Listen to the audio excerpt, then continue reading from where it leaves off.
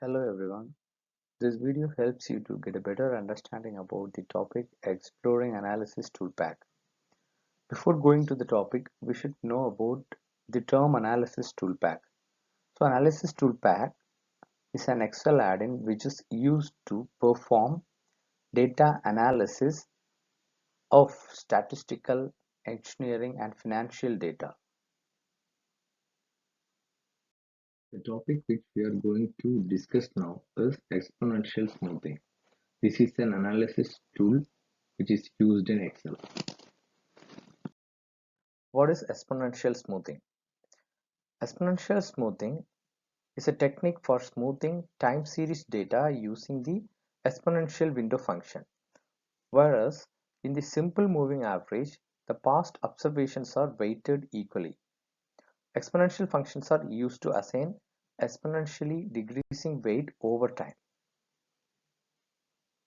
To make a clear picture of exponential smoothing, I will go with a very basic example.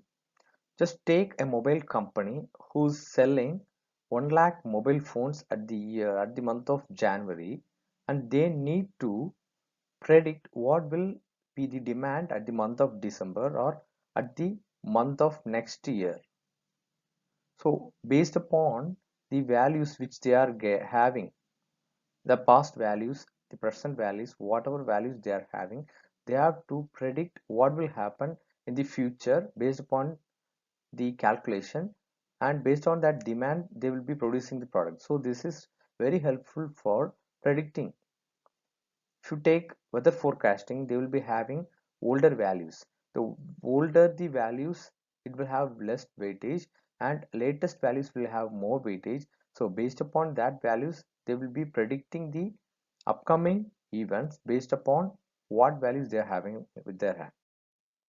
We can see an example that teaches how to apply exponential smoothing to a time series in Excel. So here exponential smoothing is used to smooth out irregularities, peaks and valleys to easily recognize trends.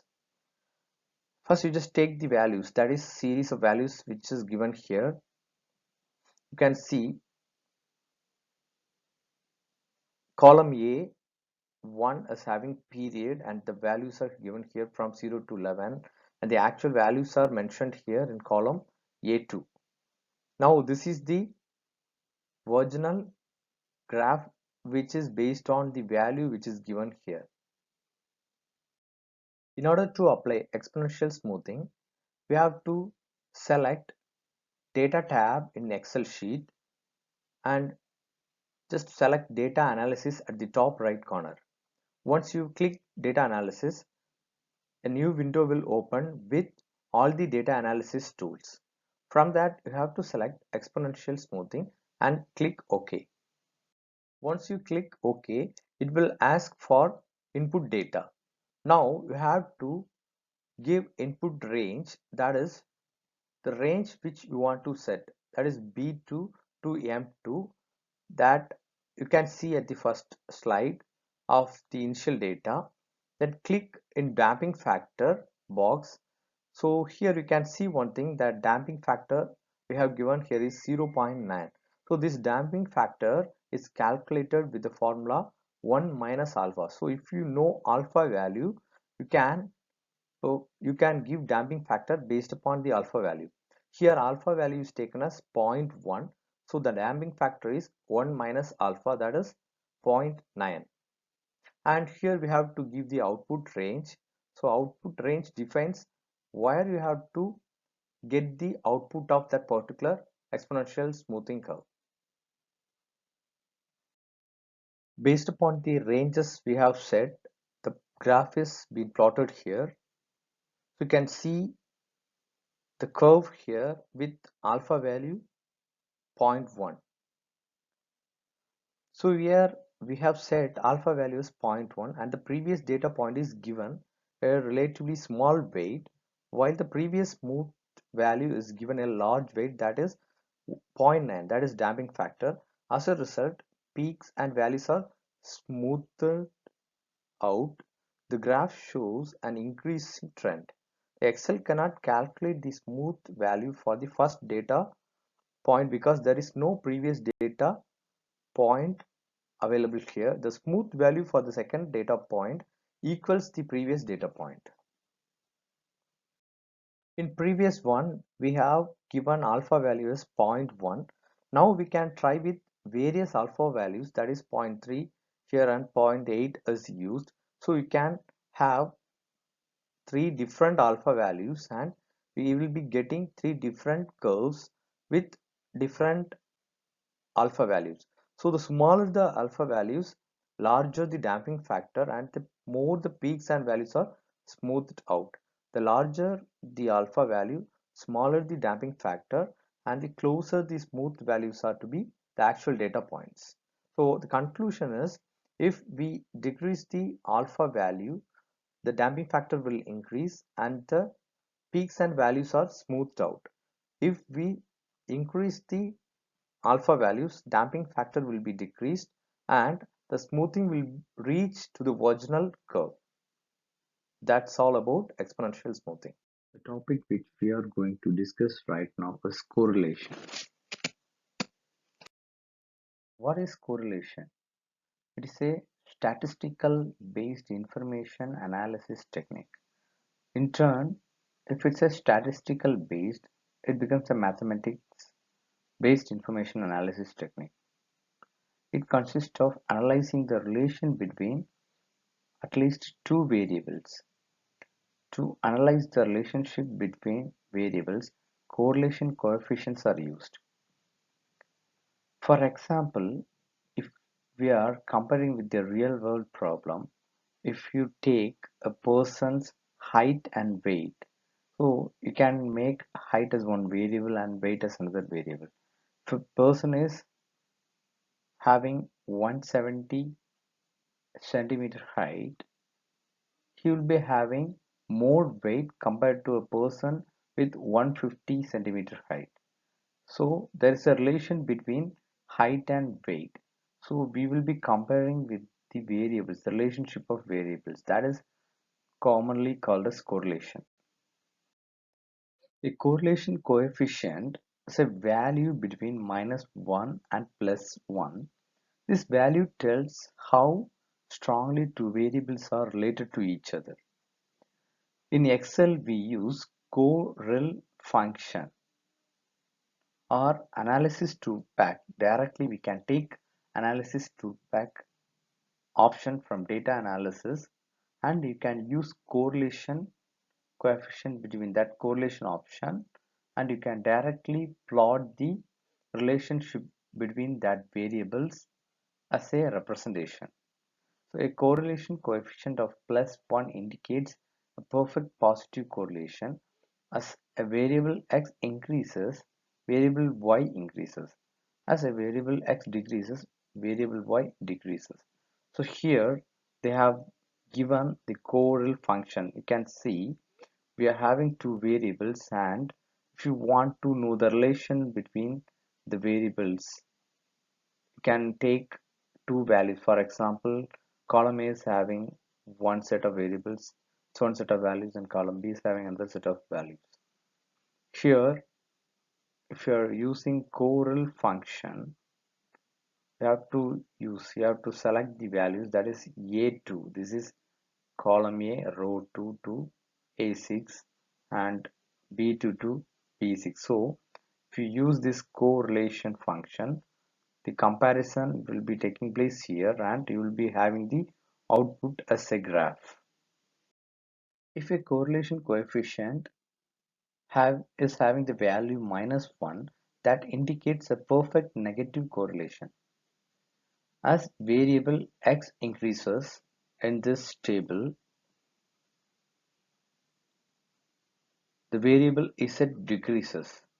So here, as a variable x decreases, the variable z increases. So this indicates negative correlation, that is the correlation coefficient will be having -1 as a value, which is a perfect negative correlation. So you can see here the values correlation coefficient is having -1 here. So you can see the diagram. So if x increases, y decreases. If decreases, y increases. So that representation is given here in graphical form. And if a correlation coefficient near zero indicates no correlation, there won't be any correlation. Now we can go with the process in Excel sheet how we have to do this correlation. In order to go with correlation, first we have to start with the analysis toolpack, which is the basic step for all. So as you have installed, you have add analysis toolpack to the Excel sheet, you have to select data tab as the first step. If you select data tab, you can go with data analysis at the top right corner. Now if you press data analysis, a window will open with all the analysis tools. Try to select correlation and click OK. After selecting that correlation tool, now you can go with the variables, that is here A, B and C are the variables which is taken for correlation. So each variables are having its own values. I have to select all the values. So once you select the values, it will ask for the range. So you have to give the input range. So the range will be from this column A1 to column C6. So it will cover all the values here while giving the input range. Now you have to set the labels in first row. That is, you have to check mark this one, that is labels in first row, and you have to set the output range here. So output range in the sense it will give the output value from this particular row. That is, you have given A8 as output range. So now the output range will start from this 8, and this is the output representation, pictorial representation of the correlation, that is A, B and C. The relation of these three variables are given here, and if the value is negative, that is if you are getting negative correlation based upon your values, it will be in opposite direction. That is, A if increases, C will be decreased or B will be decreased, and if A decreases, B will be increasing. So that will be based upon the correlation coefficient which we are getting. So that's all about correlation. So if you are having any issues or clarifications, please contact me via the contact details given on the last slide. The next topic which we are going to discuss now is regression, which is a tool used for data analysis in Excel. What is regression? Regression analysis is a set of statistical process for estimating the relationship between a dependent variable and one or more independent variables. To make it clear, we can take one real-time example. So if you have data that contains selling price of houses in your city, you can estimate the selling price of your house based on that data and understand the market. Here is an example which teaches how linear regression analysis in Excel is performed and how to interpret the summary output. Here you can see the data which we are going to work on it. Big question here is there any relation between quantity sold, price and advertising cost? In other words, can we predict quantity sold if we know the price and advertising? In order to perform regression, first we have to open the Excel sheet, then we have to take data tab. You have to select data tab, and when you click data tab, you can see data analysis at the top right corner. Once you click OK, analysis tools will open. Now you have to select a regression from that particular window and click OK. Once you click OK, it will ask for input data, then output range, etc. So now you have to select the Y range, that is from A1 to A8, that you have seen in the first slide where the data resides. This is the predictor variable, also called as dependent variable. So here we have to select A1 to A8, that is the quantity sold. Then we have to select X range, that is B1 to C8, that is price and advertising cost. So B1 column to C8 will cover all the data, that is price and advertising cost. That is also called as independent variable. So these columns must be adjacent to each other. So initial data, you can see that first column is quantity sold, then second one is price, and third one is advertising cost. So here B1 to C8, these two columns are adjacent to each other, and it should be like that for this purpose. Now we have to check the labels. For getting the labels, then we have to set the output range where we can see the summary of that particular data, and we have to check residuals. And now if you click OK, you can see the output or the summary of what we have set here. Once you click OK, Excel produces the following summary, that is summary output of what you have set with our initial data, that is rounded to 3 decimal places. Now here you can see R square, that's R square is equal to 0.962, which is very good fit for this regression, and 96 percentage of the variation in quality sold is explained by independent variable, that is price and advertising. So the quantity sold is explained by that independent variable price and advertising. The closer to 1, the better regression line that fits the data. Now, there is a thing called significance F and P values. In order to check our results are reliable, we have to see the significance F, that is, you can see the output here, that is 0.001.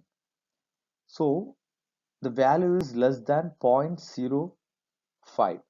That's okay. If the significant value is greater than 0.05, it is probably better we have to stop using this set of independent variables.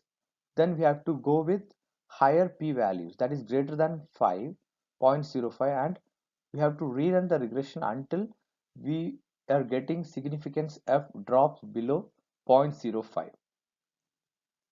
All p values should be below 0.05, so that in our case, in our example, this is the case. You can see zeros 0.001 and 0.005. This is the p values.